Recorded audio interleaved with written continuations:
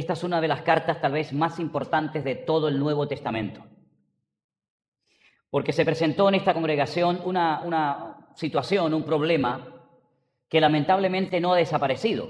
No vayan a pensar ustedes que el problema que surgió en la iglesia a los Gálatas ya hoy en día no existe. No. Lamentablemente ha resurgido de unos años a esta parte esta misma situación, y el apóstol Pablo escribe una carta extraordinaria que yo les pediría a todos que la lean con detenimiento. Es una carta muy profunda. Hay que conocer bastantes cosas de lo que llamamos el Antiguo Testamento para poder entender muchas cosas que Pablo ahí comenta.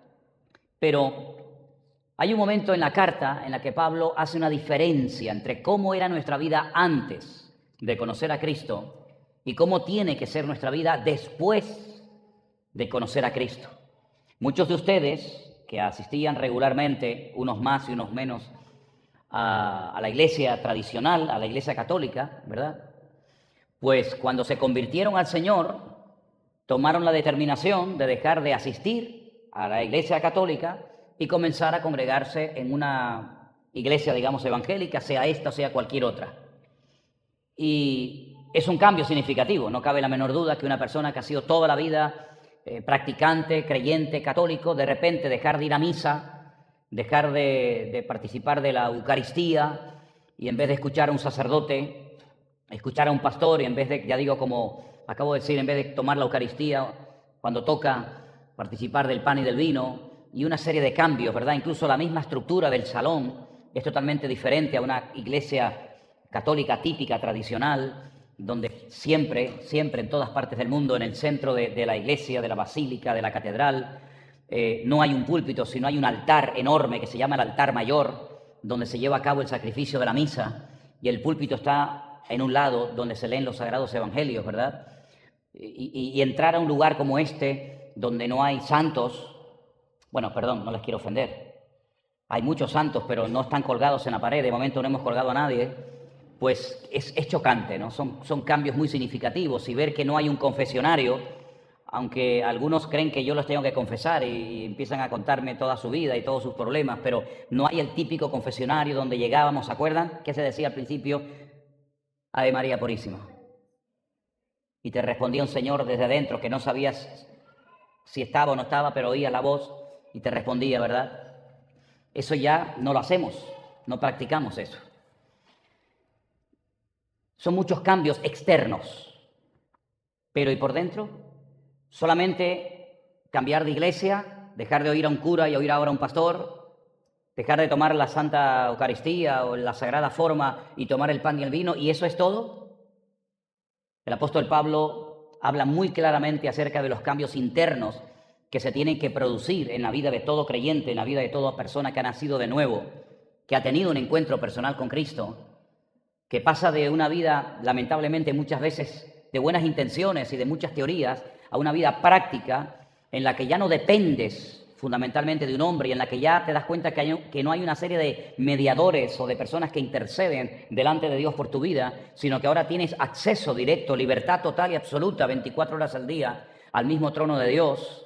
Son muchos cambios y muchas veces cuesta asimilar en un corto periodo de tiempo todos esos cambios que se van produciendo tanto exterior como interiormente. Y el apóstol Pablo da una lista inmensa en el capítulo 5 a los Gálatas, a partir del versículo 19, donde el apóstol Pablo menciona 17 obras de la carne. Es decir, 17 pecados, 17 manifestaciones de la carne, que no digo con todas, pero que cuando yo lo voy a leer ahora, algunos de ustedes dirán, pues yo en esto caí, y en esto no, pero en esto también caí. Vamos a leerla.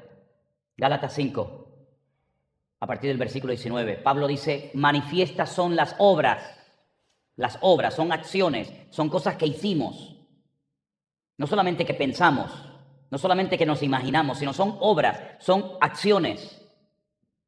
Y dice que son, y se pueden clasificar en diferentes grupos, pero no lo voy a hacer ahora: adulterio, fornicación, inmundicia, lascivia, idolatría, hechicerías. La palabra hechicerías en el texto original griego habla de consumo de drogas, enemistades, pleitos, celos, iras, contiendas, disensiones, herejías, envidias.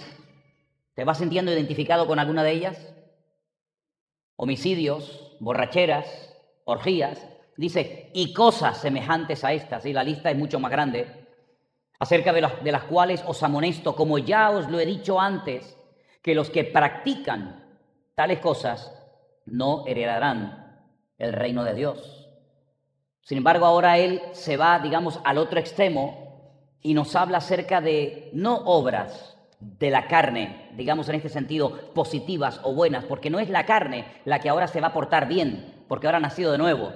Entonces la carne que antes nos llevaba al pecado y a estas barbaridades, ahora la carne se esfuerza por hacer y por decir y por pensar y por actuar de una forma diferente. No es la carne, no es la carne la que va a actuar, es el fruto, es el Espíritu Santo, que mora en todo creyente. ¿Me oyeron bien? En todo creyente. Pastor, es que yo nunca he hablado en lenguas.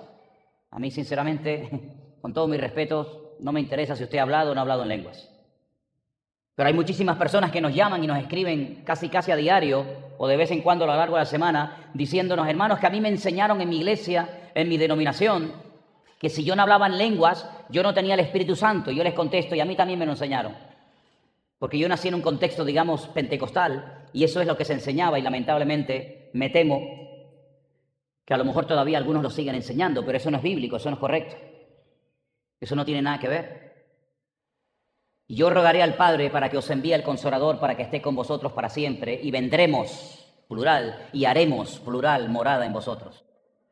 Cuando una persona nace de nuevo, le entrega su vida al Señor Jesucristo y experimenta el cambio de muerte a vida, el Padre, el Hijo y el Espíritu Santo están morando dentro de ese corazón 24 horas al día, permanentemente. Hable o no hable en lengua, se haya bautizado o no se haya bautizado, dé el diezmo o no dé el diezmo, se congrega aquí o se congrega allá, me da igual. Lo que dice la palabra de Dios es lo que tenemos que acatar y punto. ¿Cuántos dicen amén?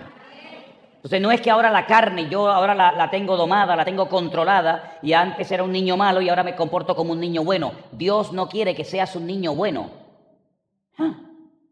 ¿Qué dijo?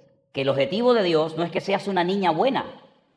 El objetivo de Dios es que seas un hijo y una hija de Dios. Porque siendo un hijo y una hija de Dios, vas a ser una buena niña, un buen niño, una buena mujer y un buen hombre. Pero no es que yo, con la fuerza de voluntad, me propongo no pecar, me propongo hacer acciones y obras buenas. No es así como funciona el cristianismo. No es con espada, no es con ejército, es decir, no es con mi fuerza de voluntad, no es porque yo digo no voy a pecar, no voy a pecar, no voy a pecar, me voy a portar bien. Y entonces todo esto me recuerda cuando yo me portaba mal, que era la mayoría de las veces. Mi padre me tenía toda la santa tarde con libretas así de gordas, me voy a portar bien, me voy a portar bien, me voy a portar bien, me voy a portar bien. Y cuando me dolía la base, sigue, me voy a portar bien, me voy a portar bien. Y cuando ya había terminado todo me decía, ahora coge esta y empieza de nuevo. Y salía por la puerta y me seguía portando igual o peor. Porque no podemos rectificar la carne hay que crucificarla juntamente con Cristo. La carne nunca se va a portar bien, es decir, el ego del hombre, la carne, me refiero al ego, a la esencia del ser humano, nunca se va a portar bien. ¿Por qué? Porque ha caído en pecado, se ha desconectado de Dios, y hasta que Dios no nos dé un cuerpo nuevo, transformado y glorificado, este cuerpo de muerte siempre nos llevará por el camino equivocado. Si no es hoy, será mañana, y si no, ya verás que algún día te va a pasar. La carne no la podemos domar, no la podemos domesticar. El hombre ha podido domesticar animales, pero no ha podido domarse a sí mismo. Por lo tanto, cuando Pablo habla de esto que vamos a leer ahora, no habla de obras de la carne, habla del fruto del Espíritu. Y ahí tenemos 9 manifestaciones extraordinarias de ese Espíritu Santo que todo creyente lleva en su vida. Y son las siguientes, si las quieren leer conmigo, por favor. Mas el fruto del Espíritu es amor, gozo, paz, paciencia, benignidad, bondad, fe, mansedumbre, templanza. Contra tales cosas no hay ley.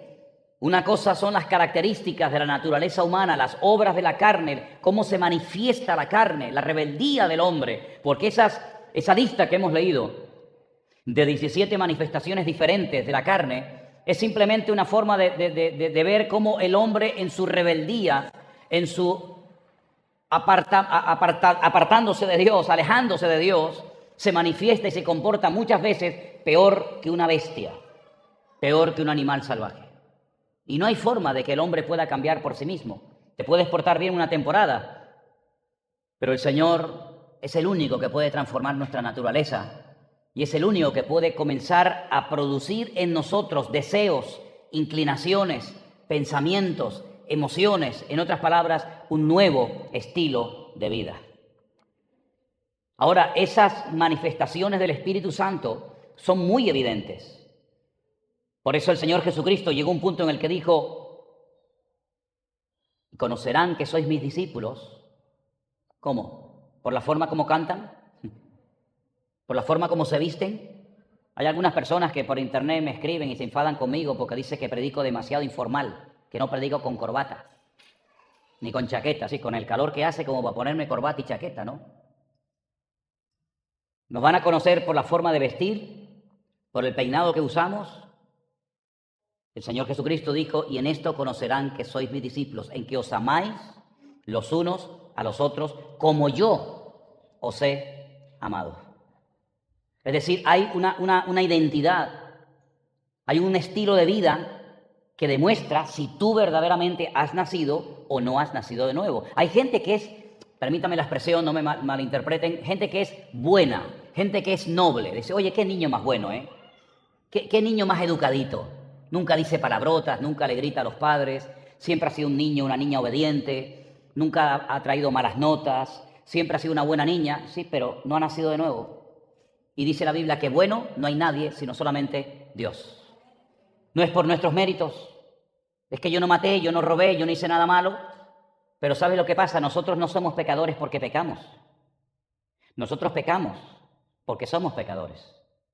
Es muy diferente. Y por eso tuvo que venir el Señor Jesucristo a morir en la cruz por la raza humana.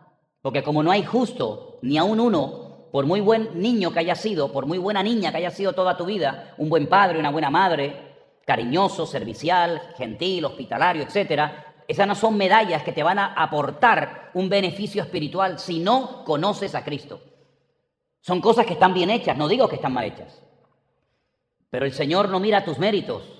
No nos ganamos el cielo por nuestros méritos, por nuestras acciones. Entonces, ¿las obras no son necesarias, importantes? Claro que sí, pero a posteriori.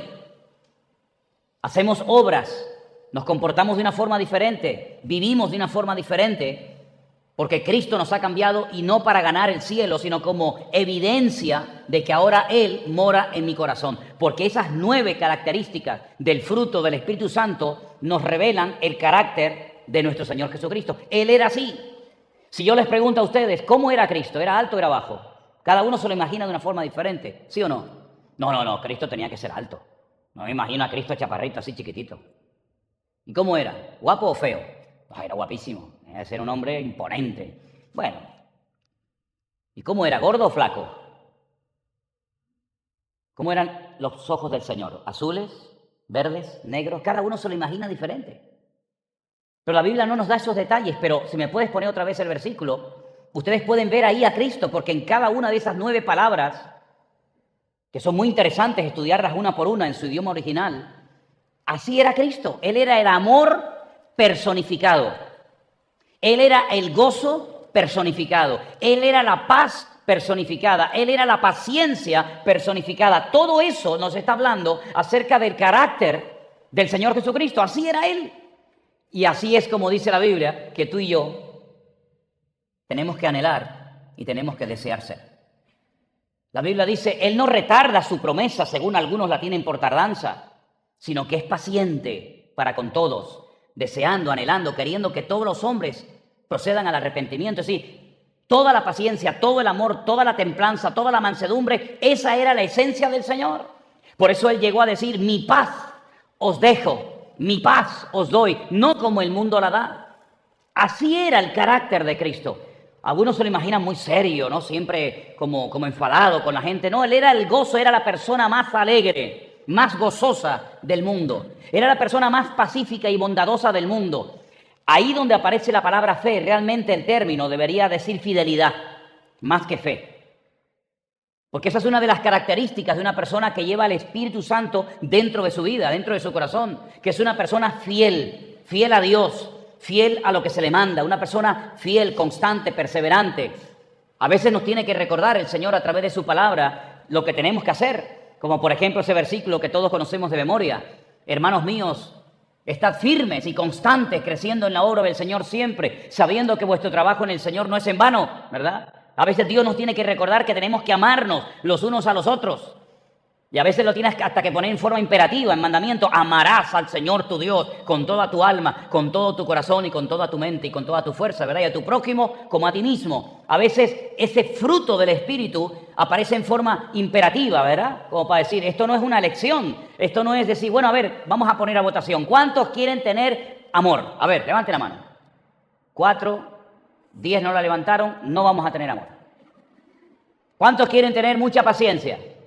18 a favor, 35 en contra, eliminamos la paciencia. ¿Cuántos quieren ser mansos? 30 a favor, 4 en contra, lo aprobamos. Esto no es así, esto no es un parlamento donde decimos, bueno, vamos a agarrar esto no me interesa, esto todavía no. No, esto no es una oferta que el Señor hace, ¿verdad? Estos son imperativos. Estad siempre gozosos, pero es que yo no puedo. ¿Alguien puede estar siempre gozoso? ¿Tú puedes estar siempre gozoso? ¿Y usted, hermana? ¿Usted puede estar siempre gozosa? A veces, ¿no? ¿Tú puedes estar siempre gozosa? ¿Y vosotros podéis estar siempre gozosos? ¿Quién puede estar siempre gozoso? Solamente hay uno, Cristo.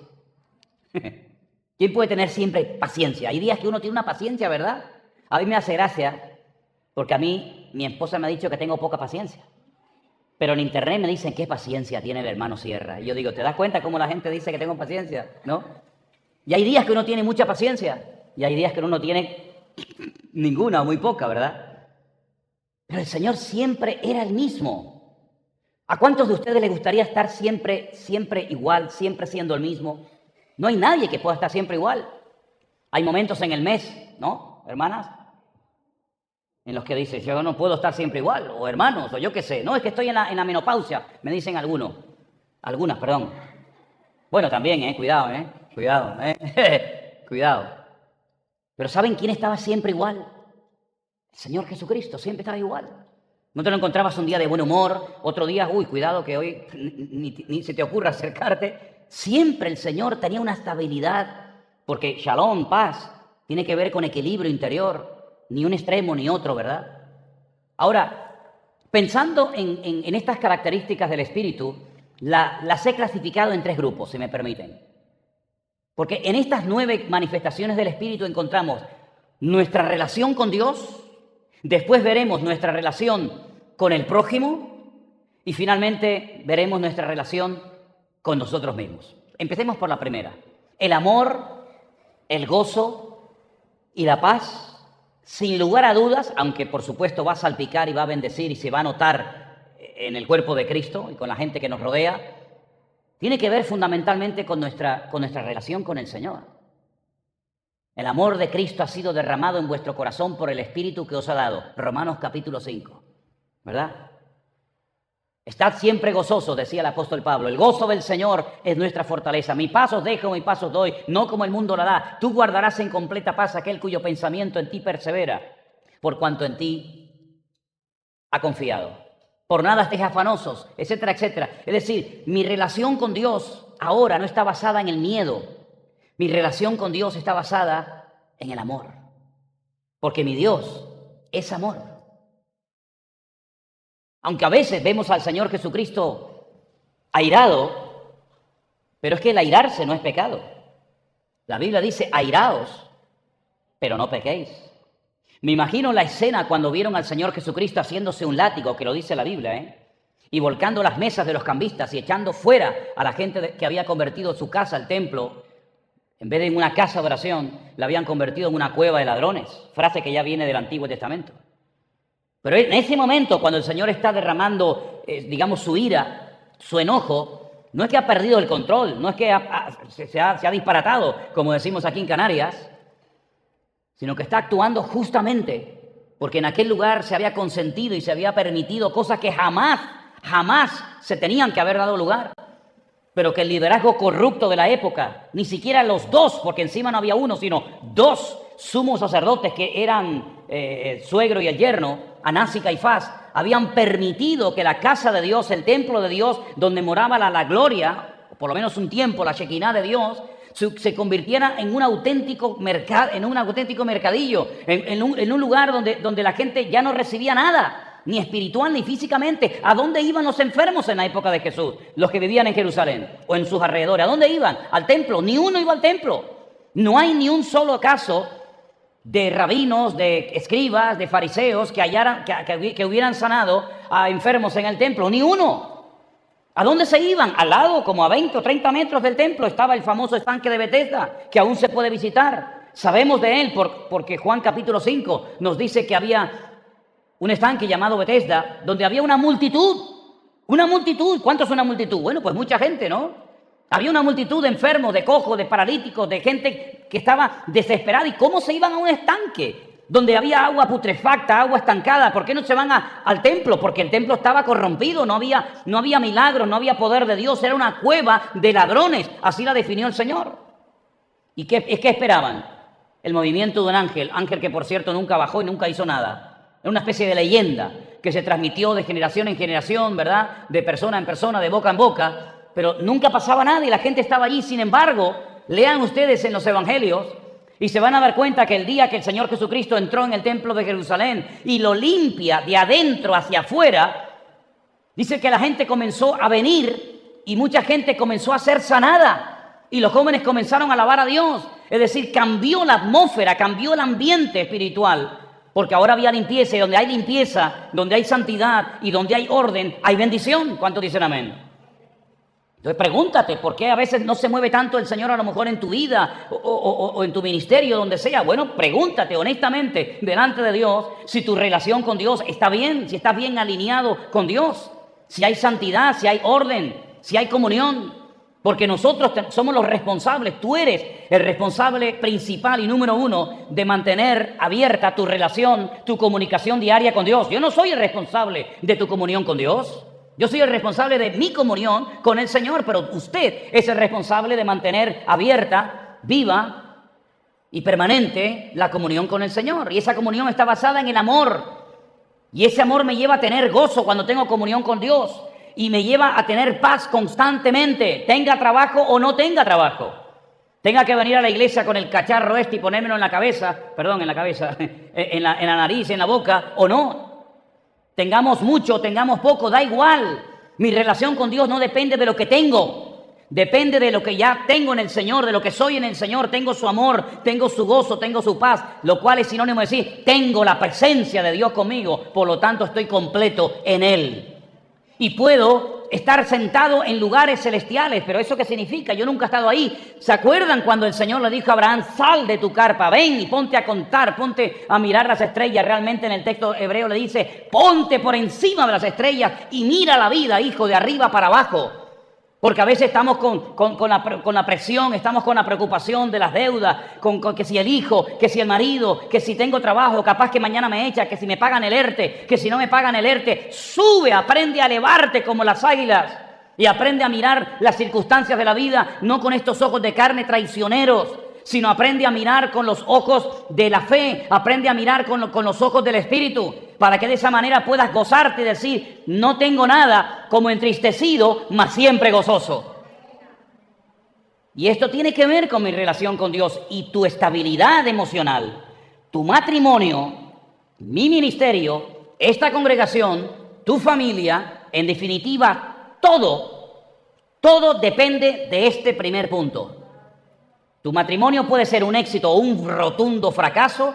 Seas cristiano, des el diezmo, ores, ayunes, reprendas a los demonios, des el diezmo o no des el diezmo. Si tú no tienes relación con Dios, tú eres vulnerable y no serás el primero y el último que fracasa porque bajó la guardia, porque se creía más listo que nadie y te olvidas de que nuestra estabilidad depende de nuestra relación con Dios.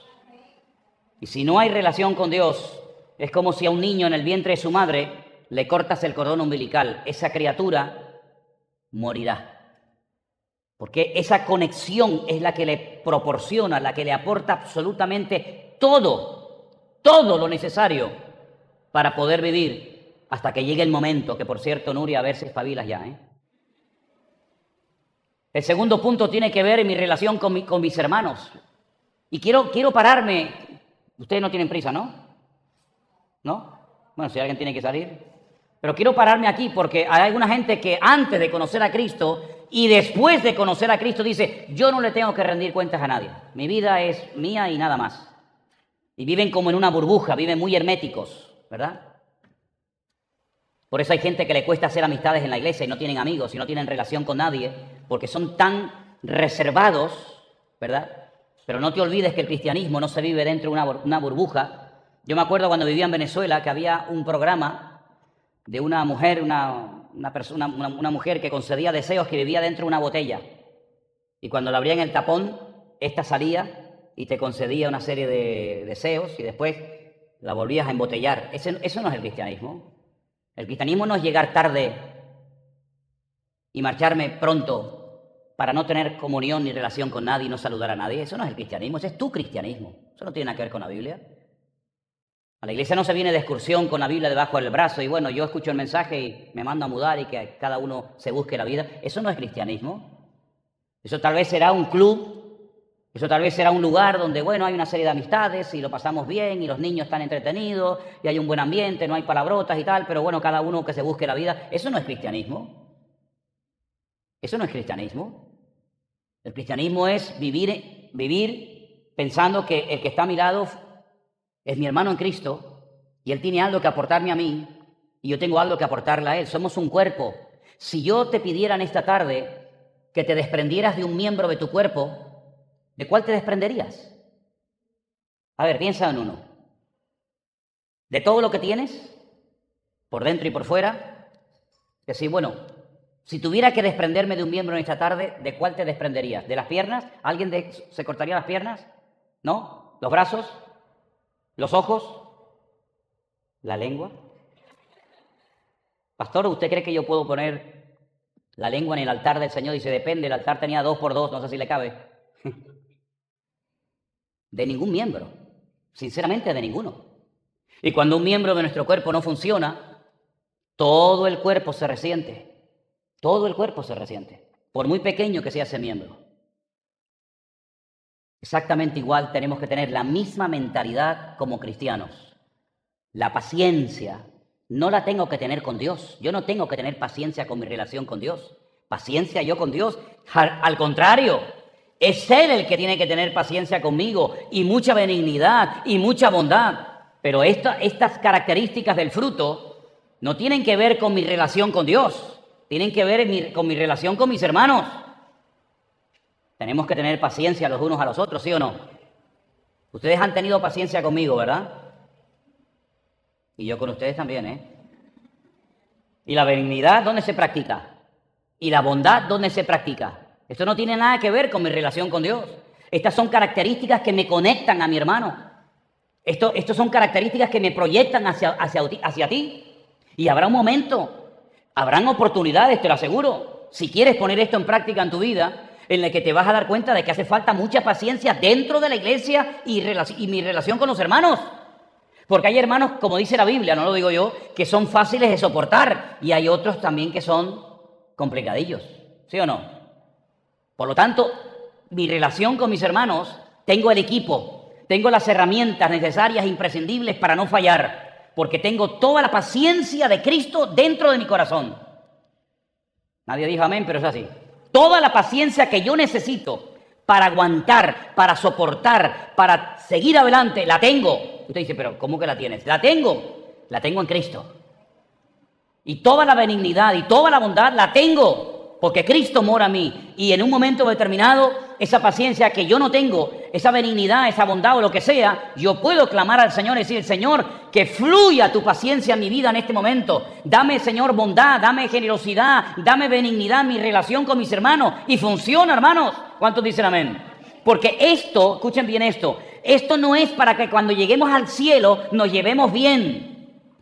Porque yo creo que en el cielo nos vamos a llevar todos bien, ¿sí o no? ¿Cómo harán esos hermanos que no les gusta tocar las palmas? ¿Y cómo harán esos hermanos que tocan palmas hasta cantando en un funeral? ¿Cómo harán esos hermanos que canción que cante, da igual, ellos con su mano arriba? Y hay otro que dice, a mí eso no me gusta. ¿Cómo haremos para llevarnos bien en el cielo millones y millones y millones de hermanos? Unos más conservadores, otros tal vez más abiertos. En el cielo no vamos a tener ningún tipo de problema en cuanto a relación se refiere, porque allí será todo perfecto. Pero es aquí donde el Señor nos coloca para que esa parte del fruto del Espíritu, la paciencia, la benignidad y la bondad, la podamos poner en práctica, y eso nos va a traer crecimiento y va a traer madurez a nuestra vida, para que cada vez, con ayuda del Señor, por supuesto, nos podamos parecer más a Cristo, porque así era Cristo. ¿Cuántos dicen amén? Así era el Señor. Pero ojo, hay una relación con Dios, hay una relación con mis hermanos, y hay una relación también conmigo mismo. Porque ¿cuántas veces hemos oído decir que nuestro peor enemigo, ¿quién es? Uno mismo.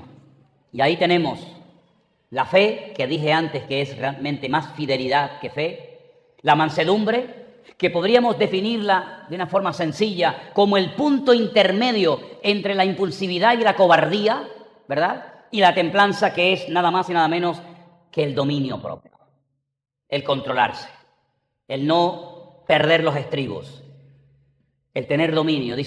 Proverbio dice que es más sabio y es mejor tener control de uno mismo que ganar una ciudad, que conquistar una ciudad.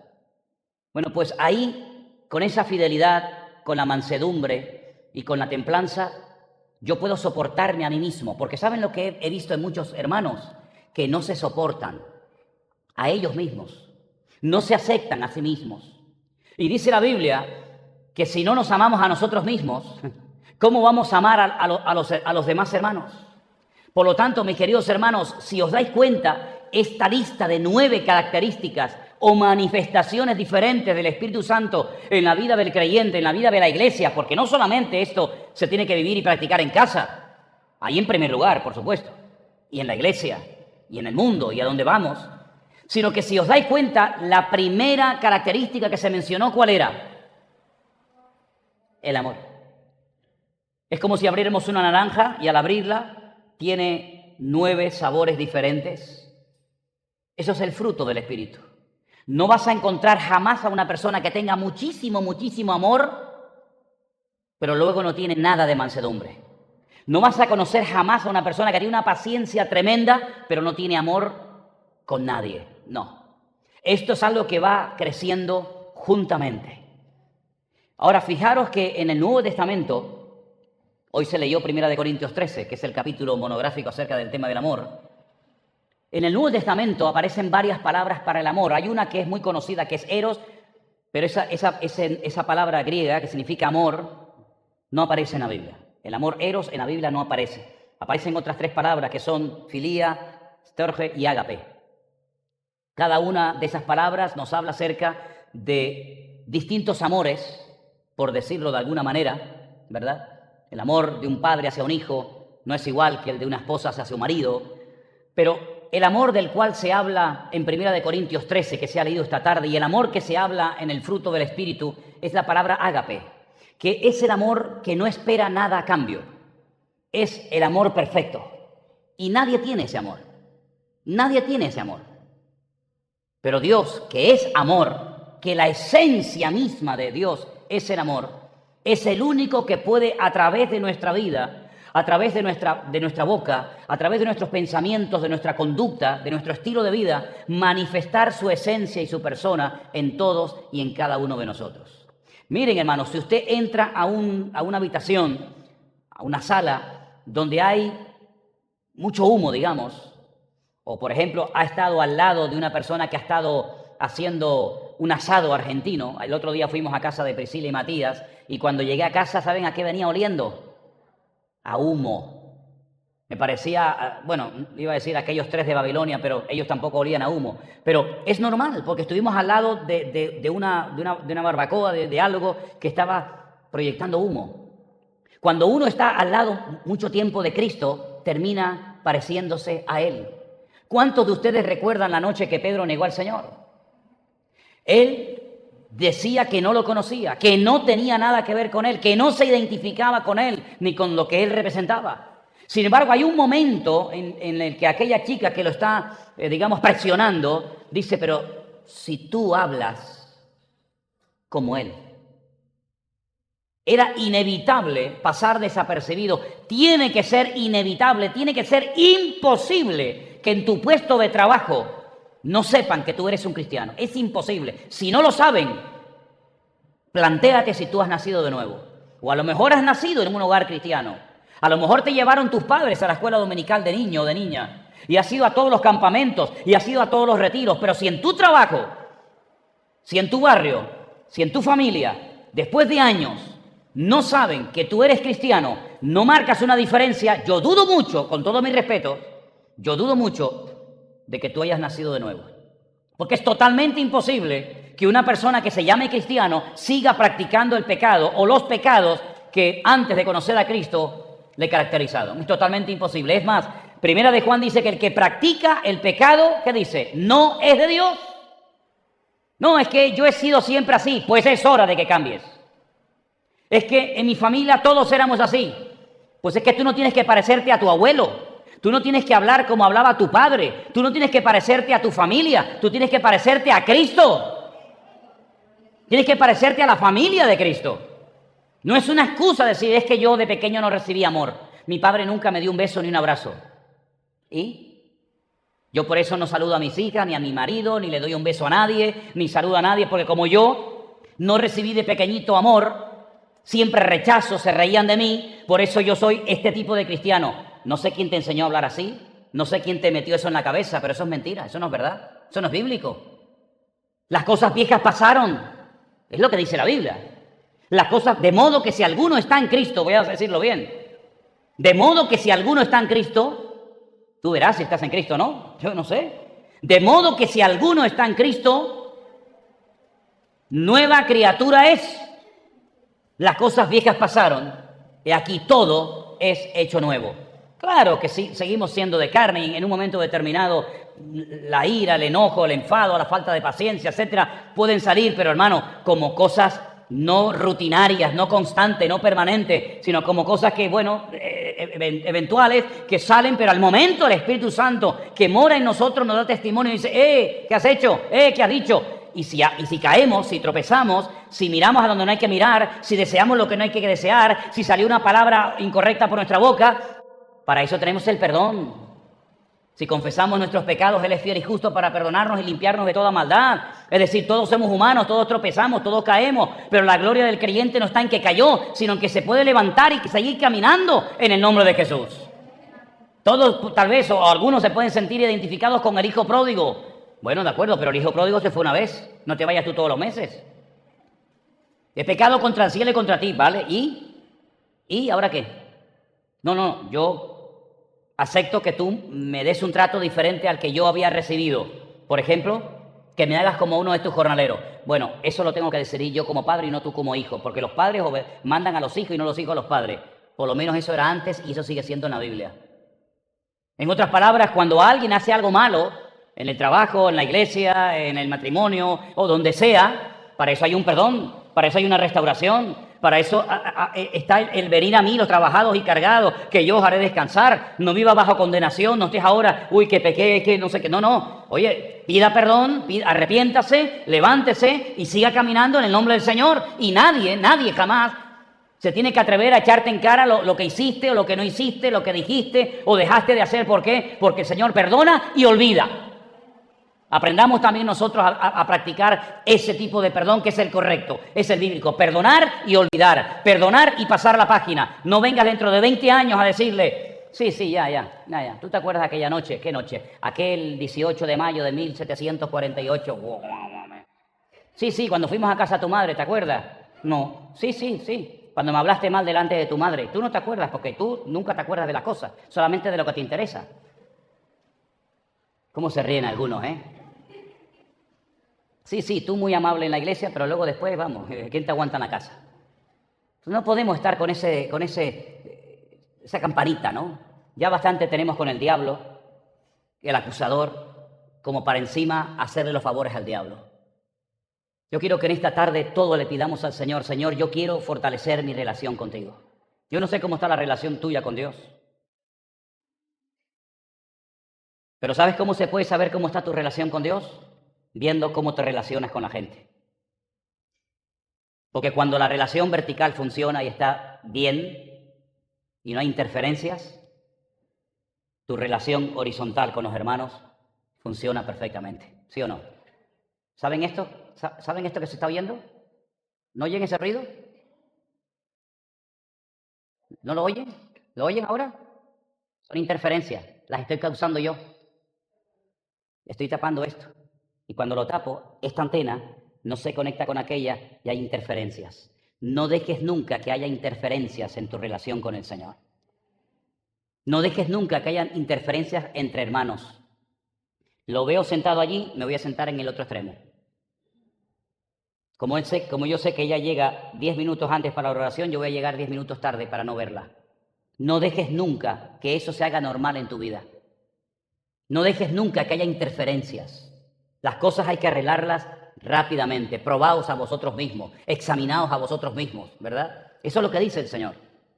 Por lo tanto, mis queridos hermanos, si tu relación con Dios funciona, todo lo que hagas va a funcionar porque está bajo la bendición de Dios. Cuando no funciona tu relación con Dios, ya puedes ser el hombre más atractivo del mundo, ya le puedes llenar de regalos la casa a tu mujer. Cuando tu relación con Dios no funciona, tu vida espiritual no transmite, no fluye la bendición de Dios. Porque saben una cosa, y quiero terminar ya.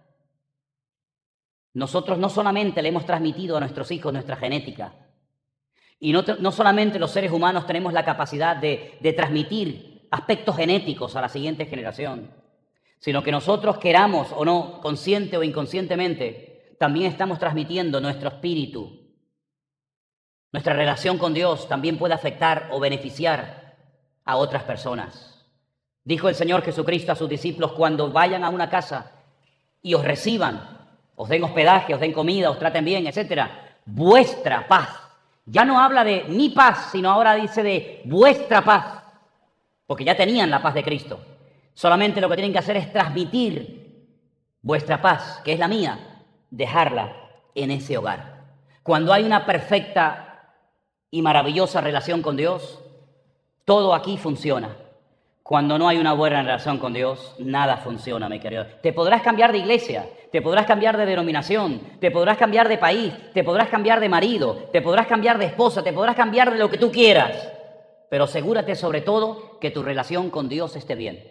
Cuando tu relación con Dios esté bien, te saluden o no te saluden, tu estabilidad no está en la mano que te extienden, tu estabilidad está en el amor de Dios que mora en tu corazón y te ha traído un equilibrio de tal manera que ya puedes dormir en paz, vivir en paz, porque el Señor es nuestro Dios y Él nos acompañará todos los días hasta el fin del mundo. ¿Cuántos dicen amén?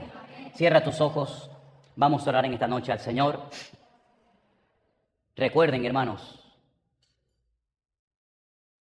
el fruto del Espíritu es amor, gozo, paz, paciencia, benignidad, bondad, fe o fidelidad, mansedumbre y templanza.